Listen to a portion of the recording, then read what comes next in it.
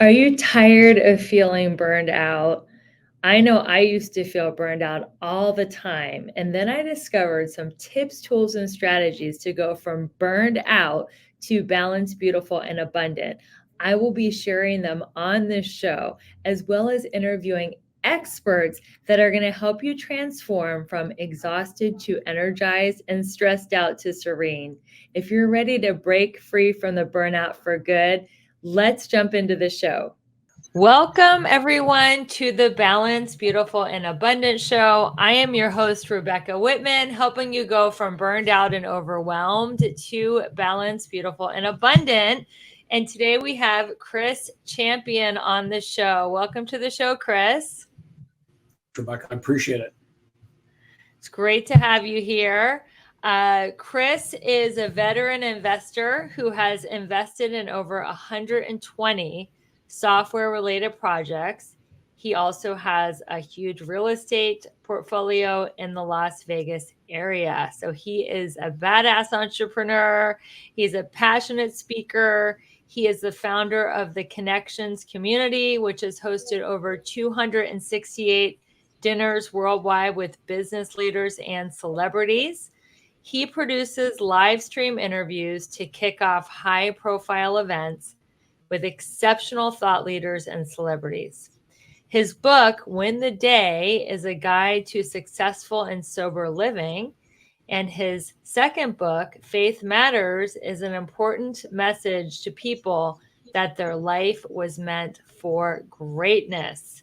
So, Chris, tell us about your journey leading up to you doing what you're doing today. What was Chris Champion like before he was a Vegas real estate investor and a software investor? I think I've always been an entrepreneur, even from when I was 9 years old. I lived in Chicago and I didn't have a bike, and all my friends had a bike. And this pizza company had a promotion at my school, and they gave us this sheet of paper and they said, hey, these are all the prizes if you go and sell this many pizzas to raise money for the cause. We'll give you a bike, we'll give you a volleyball net, we'll give you all these things. And all I saw was the bike in the middle. And I ended up selling 316 3-packs of pizzas. The record before then of pizzas sold was literally 28. So I literally checked off with a marker. I remember I was checking off with a marker all the things that I could get with the points that I got from selling these pizzas. And I literally got everything on the sheet. I got the volleyball set, I got the pizza, I got the little radio. I even got so much stuff, I gave some stuff away to my friends. And I think even back then, I understood that if there's anything in life that you want, there's nothing you can't do to get it if you're willing to pay the price. And the price is hustle. You have to hustle hard. And how old were you when you won that contest? I was 9 years old. Funny thing is, I literally went to every house in my neighborhood, and then I expanded to the point where I literally hit every house and apartment for 4 square miles around my house. And to deliver the pizzas, they actually had a freezer truck follow me while I went door to door to deliver the pizzas, because I had so many pizzas. I didn't realize we had to actually deliver them too. So when they brought the pizza truck to the school to give me my award and all my prizes, the owner of the pizza place couldn't believe how many I sold. And he's like, listen, kid, we're going to help you deliver these pizzas because we've never had anyone sell so many pizzas. And the truck driver followed me while I literally ran back and forth and dropped off frozen pizzas, which, by the way, that was a bad way to raise money for the school, because a kid dropping off frozen pizzas in the middle of May in Chicago does not play out well there. It was hot. People weren't home. The squirrels ate those pizzas, and the pizza company got a lot of calls from people going, who the hell put pizza in my doorway? And I came home, there were like 12 squirrels in my doorway eating pizza. And I'm like, and the guy's like, why'd you put it in the doorway? I'm like, answer the bell. I had to drop off the pizzas. Well, frozen pizza wasn't a good idea. Yeah, that is a funny story. But I think as a 9-year-old, you learn that, no, the word no is a fertilizer for success. And so much of success in business is just playing the numbers. Well, it's actually funny you mentioned that, because after a while, they gave us this pitch sheet of what to say to get people to sign up for the pizzas. And after a while, it wasn't working, and people were telling me to go fuck myself. Not actually to go fuck myself, but they were telling me no. And I just finally got rid of that sheet. And I finally one night I just said, I'm just going to be honest with this person. I said, lady, listen, my school's got a pizza drive-in. You like pizza. I like pizza. Everyone likes pizza. I don't have a bike, and I'm trying to get this bike. And if you could buy some pizzas from me, I'd really be appreciative. Well, I went from 9 out of 10 people telling me no to 9 out of 10 people telling me yes, because I changed that one thing, and I showed them what my goal was, what my passion was, what was driving me to be at their doorstep trying to sell them packs of pizzas. And I started off with, hey, lady, you like pizza. I like pizza. I need a bike. Maybe you can help me. I'm doing this for my goal. Like, who's going to tell some 9-year-old kid, okay, take your pizza and shove it? I love that too, because you shared your vision of what you were creating. So when you're in the business world as an entrepreneur, you want to share your vision. And when people are enrolled and how excited you are about your vision, a lot of times they will sign up for your product, good, or service. So there's just so many great lessons in that story.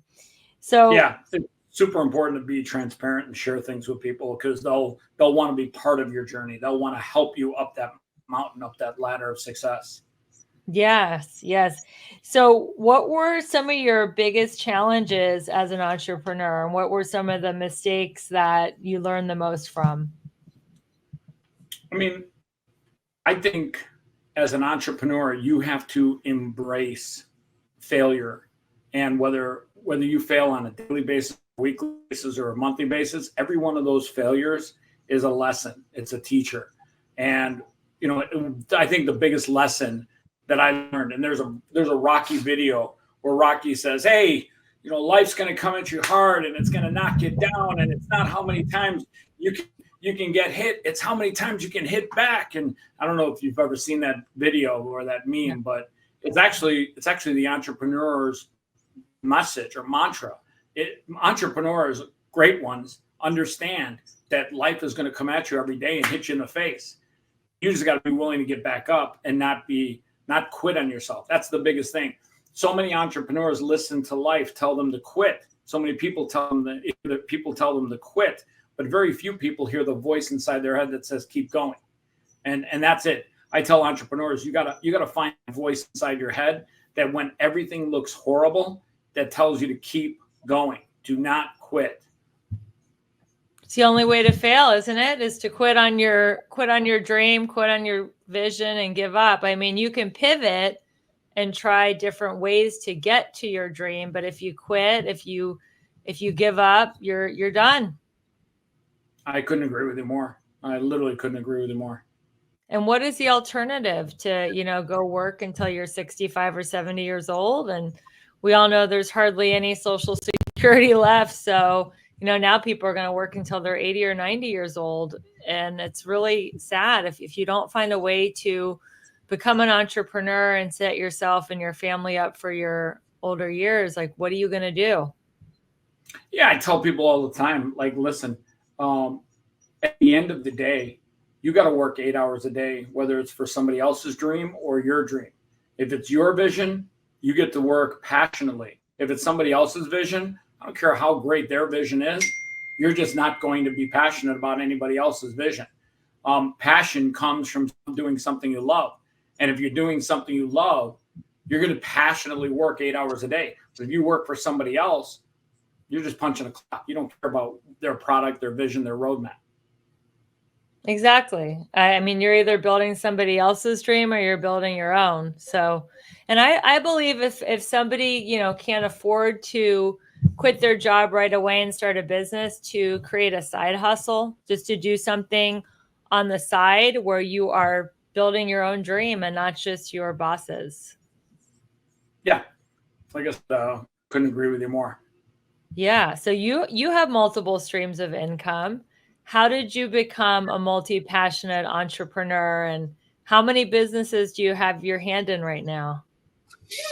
So I think at the end of the day, people, I have friends of mine that have seen me literally invest in so many different businesses. Some have failed gloriously, and some have succeeded gloriously. And I've had one friend in particular that asked me, well, why do you get involved in all these different opportunities and all these different businesses? And I tell them, listen, at the end of the day, God wants you to take a shot at things. God wants you to do things. God wants you to buy a piece of real estate and rent it out. God wants you to invest in a piece of software and build something that solves a problem. Because at least that's in my opinion. God wants me to do that because that's my gift. My gift is finding something and literally almost like plants. Like I have plants all over my house. And I love planting things, and I love watching it grow, and I love adding water, and I love seeing something come from nothing.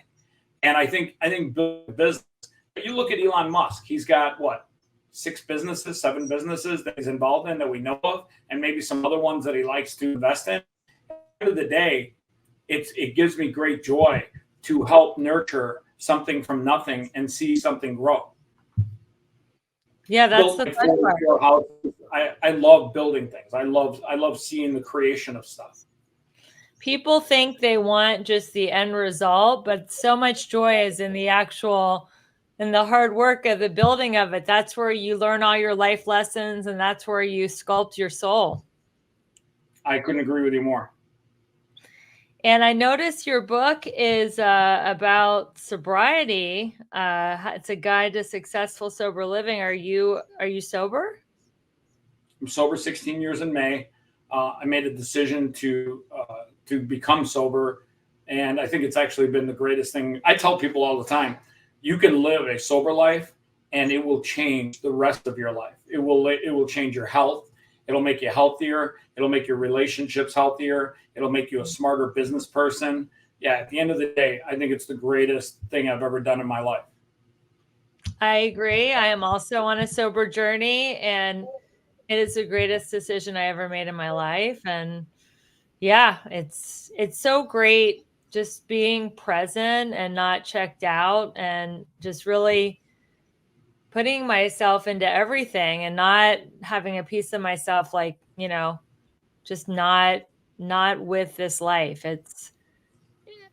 You feel more pain, but you feel more joy. And it's like, I want to feel everything. I don't want to be numbed out anymore. I couldn't agree with you more. And Yeah. by the way, I mean, the funny thing is, I don't tell people what to do with their life when it comes to sobriety. But at the end of the day, some of the stupidest shit that I've ever done in my life has been under the influence. And if you ask other people, I guarantee you that if they look back on their life, some of the stupidest shit you do is when you're under the influence. So if you eliminate liquor and you live a sober life, you eliminate some of the stupid shit that you might do. I did so much stupid shit. I'm so grateful that there were no cell phones when I went to high school and college, because those images would haunt me the rest of my life.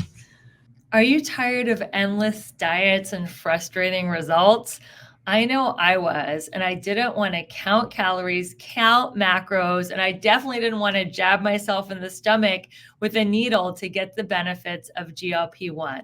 I'm so grateful I discovered the body transformation system. I have been on this easy to follow supplement program for a month, and I cannot even believe it. I went from 25% to 17% body fat. I haven't been under 20% body fat in my entire adult life. What I love about this system is it's all natural. It helps you regulate appetite, boost your metabolism, and burn fat. No chemicals, no needles, no harsh stimulants, no side effects, just results. All you have to do is go to the show notes to grab your sample. I can't wait for you to get the same results that I'm getting, and let's get lean and strong together. See you back in the show. Yeah, I love that you've had 268 successful networking dinners. How did you come up with this idea? It's interesting. So in 2017, I spoke at CES, and I had the first time ever a Bitcoin stage or a crypto stage. And I was the last speaker. They let me go up there and speak at the end. And I literally would remember there was a sparse crowd there. And I said, hey, listen, I've had a good year. This was the first year that Bitcoin even moved a little bit. And I made quite a bit of money that year in Bitcoin.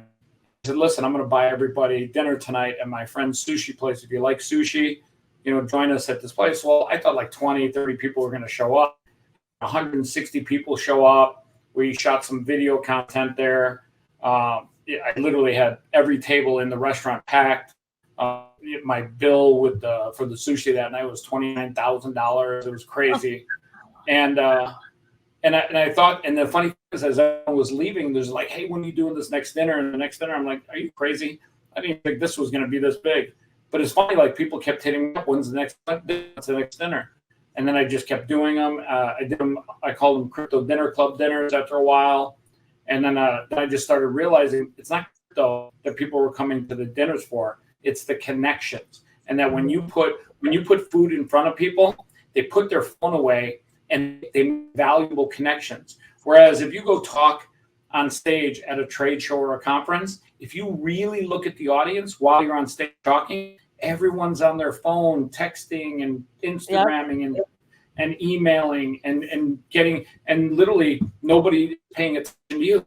But at dinner, when you put food out in front of people, people make deep, meaningful connections. And yes, you make less connections, but you only need one great connection to level up the rest of your life, to level up the rest of your health.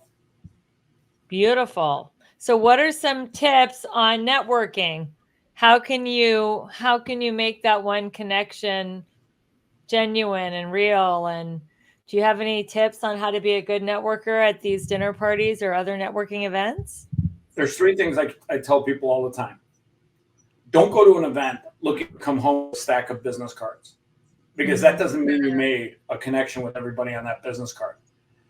Go look at an event and say to yourself, I'm going to make one great connection, and I'm going to find somebody that I can connect with that helps me level up my business or my health or my life. And go with that expectation, and you will literally come back with the right connections. You won't sit there with a lot of business cards that are meaningless cards. So that's number one. Number two, don't ever take somebody's business card. I don't give a fuck how bad they want to give it to you. Immediately start a text dialogue and say, listen, let me talk to you via text message. The reason being is people read their text messages within 3 minutes, 97% of the time. It is the number one way to get a message to somebody. Don't tag them on Instagram. Don't, hey, look, what's your Instagram? Let me connect with you there. I tell people, listen, connect with them via text message and start a dialogue, because that's a real connection. And then the third thing I tell people is, when you go to these events, listen twice as much as you talk. Sure, you're there to sell your makeup or to sell yourself or sell your product or whatever. But guess what? Maybe if you listen and you can help somebody by giving something that they need, you help level them up a little bit. Trust me, you help 10 people up the ladder of life just one step. I guarantee you one of those 10 is going to come back one day and give you something of great value. That is really great advice. Do you have a good story about someone you met at an event and how they changed your life? I think I meet a lot of people at events, and I think everyone has great value. I don't know if I've ever met anyone that like really changed my life per se. But I think at the end of the day, I've met people that have helped me write my books. I've had people that have helped me develop software together. I've worked with great software engineers that came to my events. I think at the end of the day, everyone has value. I don't value any one person more than the next. That's great. So the show is about being balanced, beautiful, and abundant. You have several businesses. You're a writer, a speaker, having these network events. You're a proud dog dad. Do you have any advice for time management hacks or how to balance your life? So I tell people this all the time. I wake up at 4:30 in the morning, 5 o'clock in the morning, 5:30 in the morning without an alarm clock. And if you can literally train your life to get up in the morning, like real early, and start your day early, go for a walk, get out there, breathe fresh air, and literally have that peaceful moment in time where you can literally get your mind right before the day gets started. Same thing at nighttime. Before I go to bed, I know what I'm going to do the next day. If you just get your mind right, you can get your life right, you can get your money right, you can get everything else right and everything else will fall into place.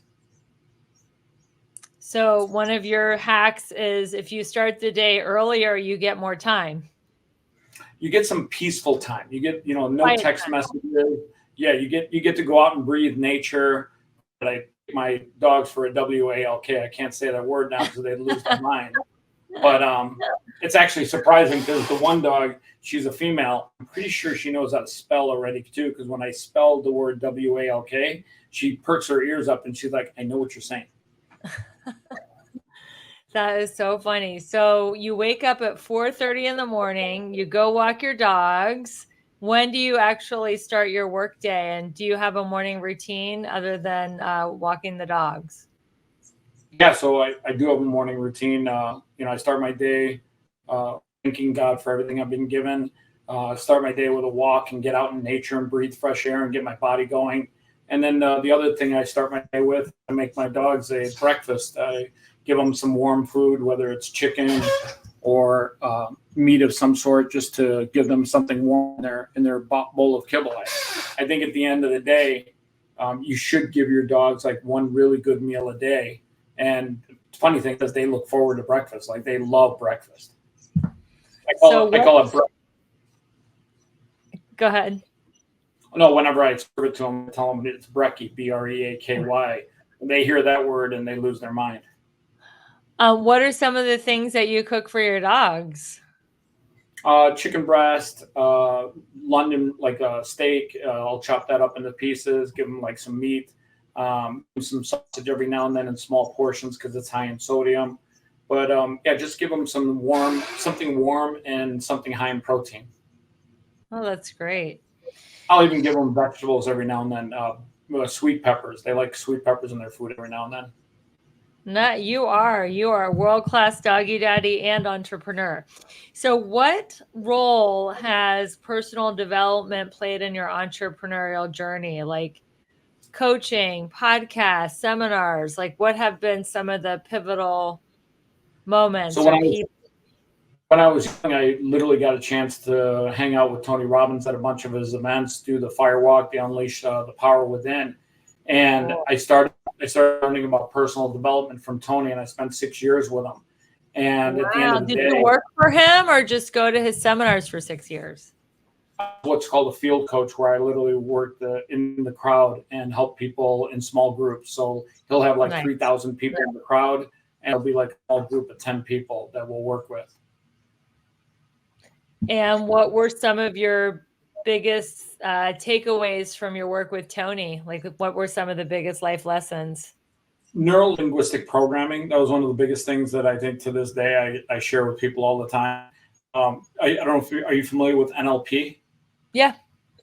Okay, great. So whatever you tell your mind, whatever you tell yourself over and over again, you're literally programming your mind. You're literally telling your mind what's possible and what's impossible. And I literally watch the words that leave my mouth every single day, because whatever leaves my mouth goes into my brain right away. And whatever I tell myself is possible, that is probably what is possible. That's probably what I'm going to achieve. But whatever I tell myself is impossible, which I literally tell myself no limiting beliefs, I literally come to the reality that you can program your mind to achieve anything in life. And yes, things are going to be challenging. Things are going to be tough. Things are going to be tight sometimes. The failure may come into your life. But at the end of the day, you got to just move forward, and you got to take control of your brain. And so many people let TV and social media control what they put in their brain, when in reality, the only person that should be controlling what's put in your brain is you. You should be in control of what you put in your brain. Yes, I am a big believer of that, Chris. I feel like people are so specific with what they put in their body, and they're counting their macros and they're counting their calories and they're doing all these crazy fad diets, but yet they say things that come out of their mouth that is affecting their life in such a dramatic way. And if they would be as deliberate with what is coming out of their mouth, as they are with what is going into their mouth with food, it would be amazing the different results that they get. So I could not agree with you more. So what do you want your legacy to be? You're like me. We don't have a biological legacy because we don't have kids. But what do you want your legacy to be, Chris? I don't know if I'm there yet, but I know that it's important that I leave something of value behind. And I think that's one of the reasons why I've been pushing my books out there more. I want to leave people something that can be a roadmap and a tool to help them live a better life than they might have. And one of the things that I've done recently is produce 90-day journals with inspirational quotes on the left side and ruled lines on the other side, and broken it down into 2 things. Win this day, things that you're going to do to win the day, and then make today count, things that you either generated revenue or things that you spent money on, and literally keep people focused on just those 2 categories, wins and making things count. And at the end of the day, when I say make today count, when I say that, there's only 2 things that happen. 1, you make it count by bringing in revenue, and 2, you make it count by watching how much revenue is going out. And then you look at your investments and the things that you're making money off of. I'm a big believer in journaling. I think journaling is such an incredible tool for processing. So do you do journaling every day in that format? Yeah, I think journaling is great. Goal setting journaling, whatever you want to call it. At the end of the day, journaling is super important to stay accountable.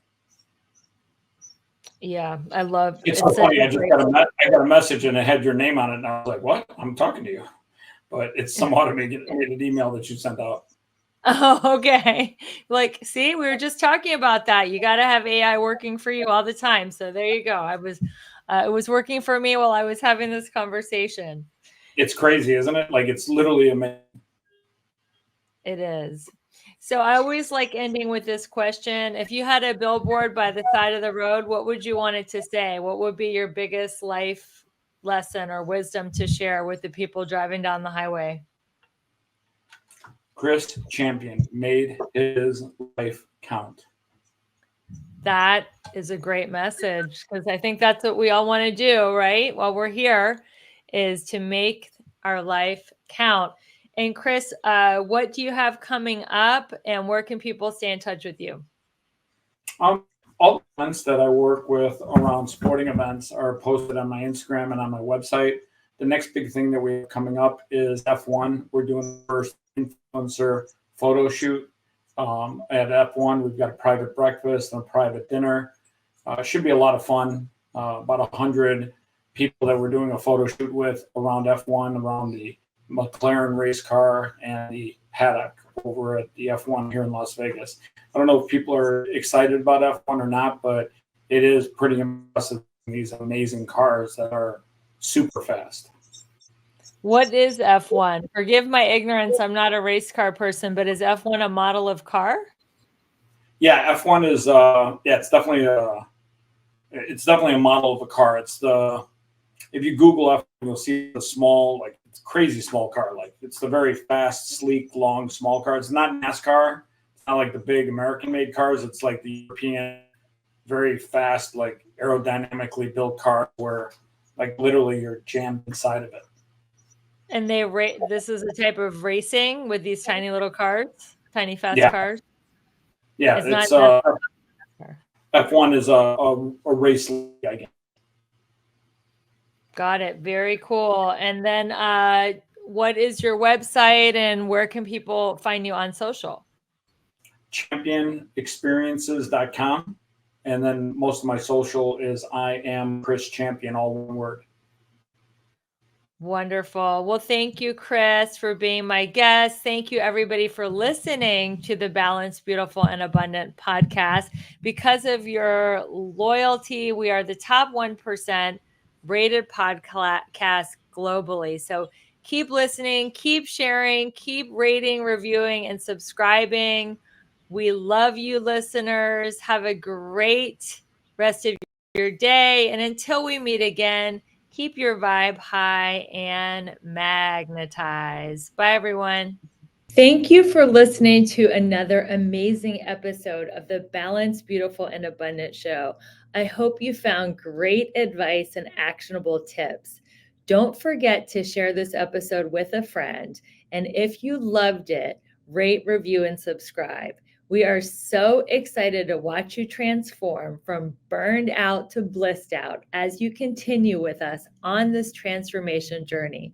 Until next time, keep your vibe high and magnetize.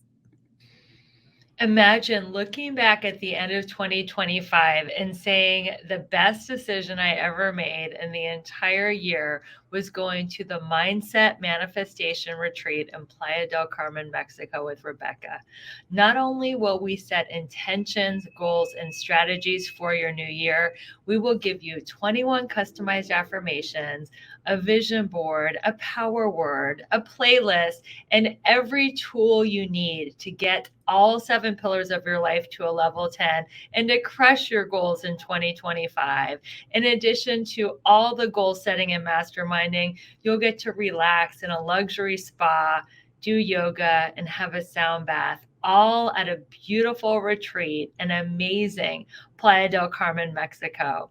And if you can't make it all the way to Mexico, which I know you want to do, and I can't wait to see you in Mexico, I'm having a little mini version of that on December 29th. It is a free training I do every year for my community called the New Year, New You Workshop, where you will get 21 customized affirmations to make sure that 2025 is your best year ever. Go to the show notes to learn more. I'll see you at the retreat.